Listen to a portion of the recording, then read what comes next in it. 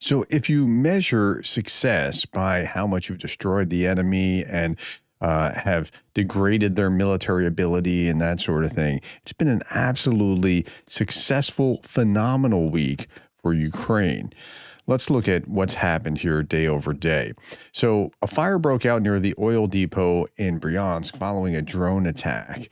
And this was just last night. Now, it's not clear whether that's the oil depot or something near it, but what we see here is that the Russian city of Bryansk came under massive drone attack early morning of August 6th. Locals described a column of thick black smoke rising from an oil depot where the drone debris had fallen. And so it's looking like they hit that depot again. Well, or a depot in Bryansk. Now, let's just back up and think about what's happened over the last week. Yesterday, they hit the train connection. The day before that was the planes, the one totally destroyed and at least four others damaged. And then the day before, well, a couple days before that was the oil strikes in multiple places. And that's actually caused a spike in the price of gasoline in Russia. So it's working. Like things are on track. Russian telegram channels also report a drone attack on metal structures and processing equipment plant in Bryansk, Russia. So maybe that's what they were going after, or maybe they went after both. It's not quite clear, but they're taking it to them. Ukrainian drones reportedly again targeted the rail junction. We were just talking about that, but doing it again in Russia's Rostov region.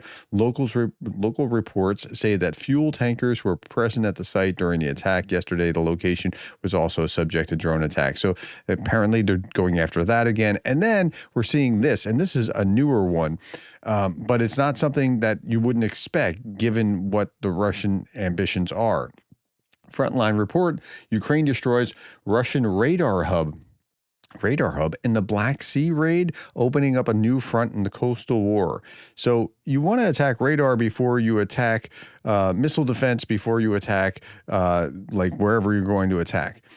Okay, Ukrainian Bayraktar drone destroyed Russian resupply boats, cutting off reinforcements before the amphibious landing. So the Russians are trying to move in up here. Like this is like they want to cut off Odessa. So this is in the Black Sea, and they want to take land below Mykolaiv and moving over coastally toward Odessa. They really want that kind of land, cutting off Ukraine completely from the Black Sea.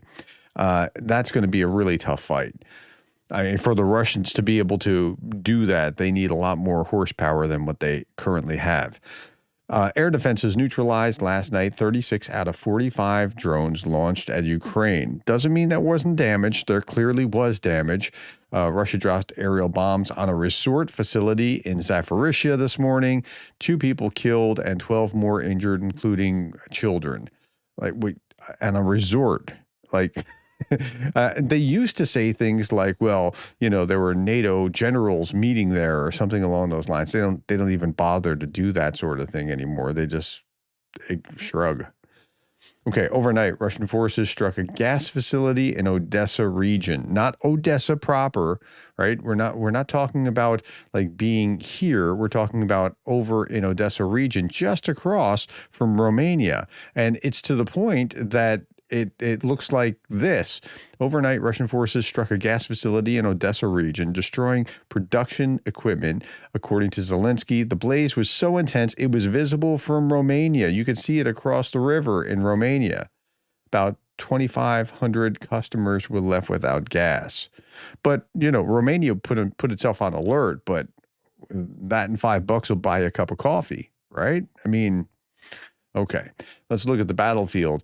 1,010 Russians off the battlefield, 1 tank, 0 armored fighting vehicles. These numbers have been really, really low, and it's troubling. I'm not sure what to attribute it to. I don't think so. There's a couple different theories. One, they're out of tanks. I don't think that's it. 2, they've backed the tanks way up because they're out, so they'd be out of harm's way from drones. That seems more plausible. 3, they're saving it up for a big event in Belarus when they have the joint exercises so they can invade the West. I don't know that that's going to happen, but that seems less plausible than the second one. Okay.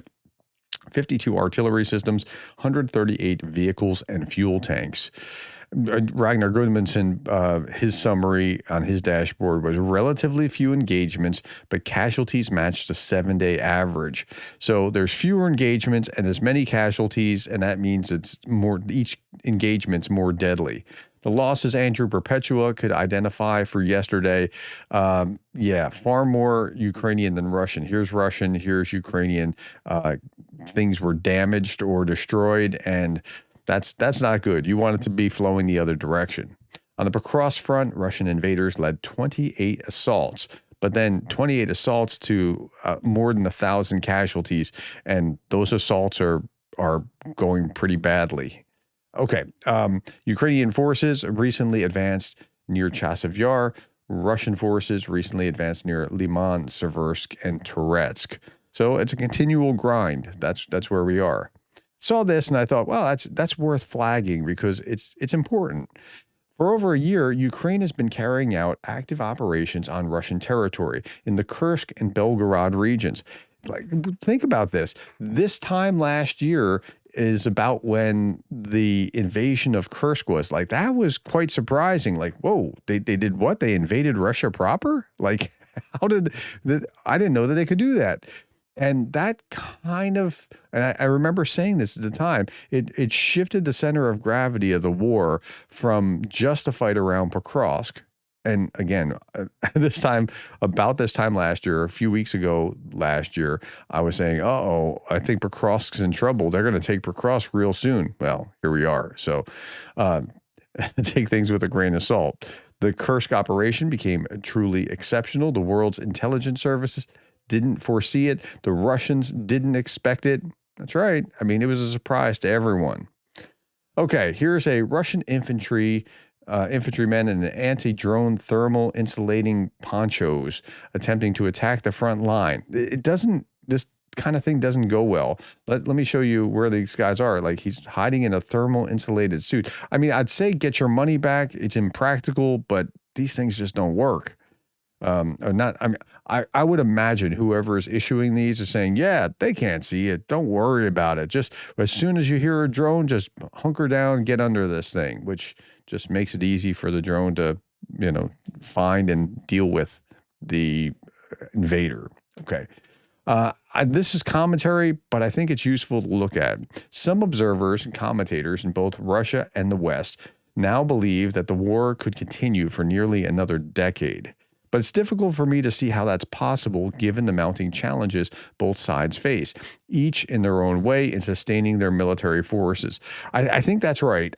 I'm not sure how long the war can go. I know there's no appetite for the Russians to stop. I know there's no appetite for the Ukrainians to stop, given that the Russians aren't willing to stop, right? If the enemy's in front of you and your wife and your family are behind you, you're going to stay in it. So both sides, I think, want to keep going. How long both sides can go, that's the question. And frankly, the Ukrainians will run out of military fighters before the Russians, but the Russians have a whole different problem set with the economy, because the West can bolster the Ukrainian economy and the Russian economy is just getting hammered from all sides. And I've shown a number of indicators that it's really bad for the Russian economy. So I don't know how long it can go on, but certainly if they could keep fighting for a decade, I think they would. But I don't know that both sides can sustain that. Okay. Another quote for Western scholars and experts, if you want to know just what Russia really thinks. Russia State Duma deputy, Just Russia Party, Anatoly Wasserman said, quote, since the declared goals of the special military operation are in principle incompatible with the continued existence of a T organization called Ukraine. What? Ukraine's just a bunch of, yeah. It's absolutely clear that we must liquidate it completely. That's called genocide, and that's what Russia actually wants. Okay. Meanwhile, Zelensky and Greece's Mitsotakis, I slaughtered that, discussed boosting Ukraine's air defenses and a Greek-led plan to rebuild Odessa's port during a phone call. It's great that they're thinking of it, but remember, Russia still thinks that it can get Odessa.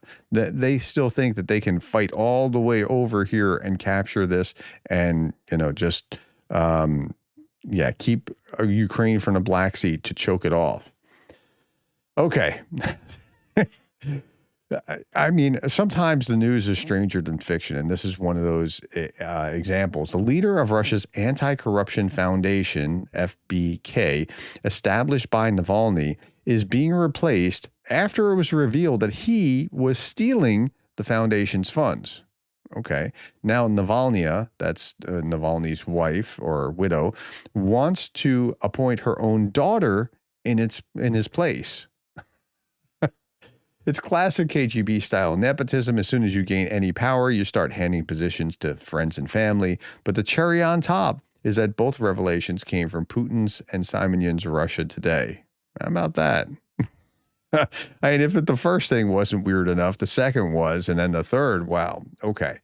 During a meeting with the SBU chief, Maluk, President Zelensky approved several new SBU operations. Their implementation is now awaited. Okay, I think this is just as much. Okay, so they could have done this behind closed doors and just launch it. But it's just going to screw with the Russians' minds to see that being published, that, are there more spider webs coming? And yeah, there are probably, but yeah. Okay, Ukraine and the U.S. to launch 3 strategic mining projects in the next 18 months. I was just thinking about this yesterday because I was saying that what's happening right now is more important with the trade with arms, and I'll talk about that. It's more important than the mining operations that we haven't heard of for a while. Well, they're about to launch 3 of them. The U.S. and Ukrainian Investment Recovery Fund will hold its first meeting in September. So apparently that's underway.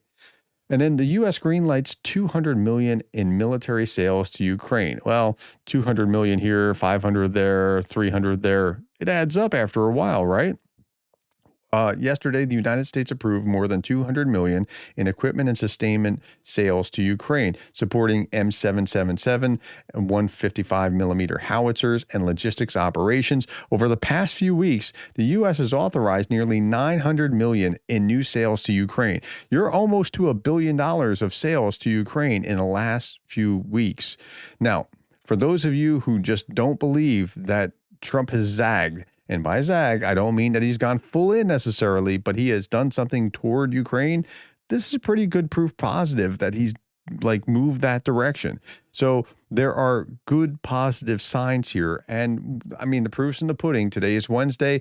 On Friday, Trump is supposed to add those sanctions. If Putin doesn't come to the table, Witkoff's now meeting with Putin. I'll talk about that today later in my 3 big stories.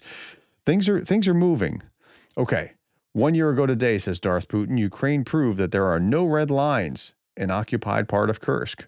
I control less of Ukraine than in 2022 and less of Russia than in 2023. It's a good thought. All right.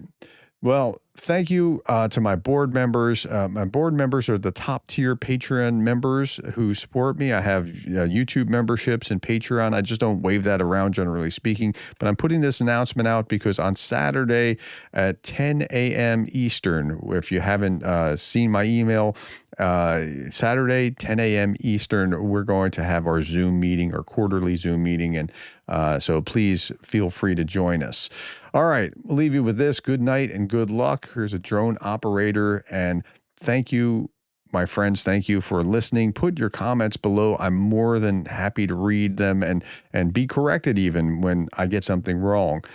You have been very, very helpful in that. Thank you for your time, the likes, the shares, the subscribes, and thank you for being the kind of person that cares about Ukraine.